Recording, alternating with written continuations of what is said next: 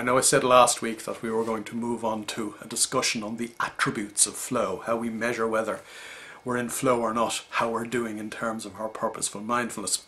But before I do that, I want to refer to a discussion that I had with a group of clients in a beautiful hotel just west of London last week. Again, more than 19 years since I started doing this, I found myself grappling with the issue of how do we set our subconscious minds to achieve our objectives, for the simple reason that on the one hand the subconscious mind works off pictures, it needs pictures of what we want to achieve, and on the other hand, very often, unfortunately, the ordinary mind sets pictures for our subconscious mind that are far too limiting, or worse, actually pictures of what we think we want to achieve but end up being bad for us. So I want to share with you how that discussion actually panned out, because again, and it's something that we covered by way of video in these e-zines before Christmas, again I suggested to these friends of mine that I was sitting with that in order to set your mind for your objectives, for the kind of life that you want to have, you first of all need to determine the things and people that are most important to you in your life and write them down. I suggested that we write down 3, 4 or 5 key things, our priorities in life. What is really important to us. I also suggested, by the way, that number 1 on that list should be me, in your case, meaning you, because if you don't look after yourself first, you're of no use to anybody else.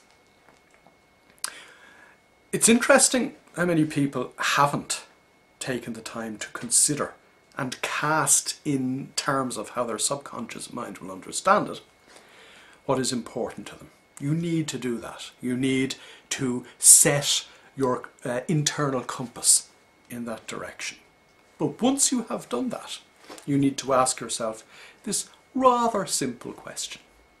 And the question is, now that I know the things that are important to me,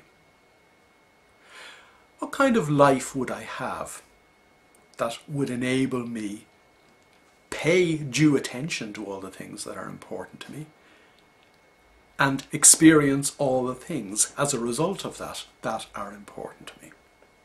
So let's make it a little simpler than that. Number 1, you need to write down the 3, 4 or 5 things that are important to you, and secondly, ask yourself, what kind of life would I have if I was looking after those 3, 4 or 5 things?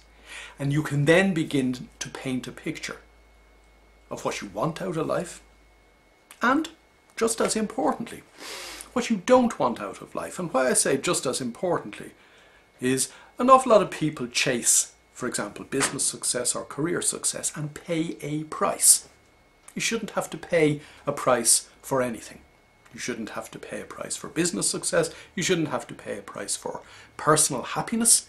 The two of them should go hand in hand, and we should have that perfect work-life balance.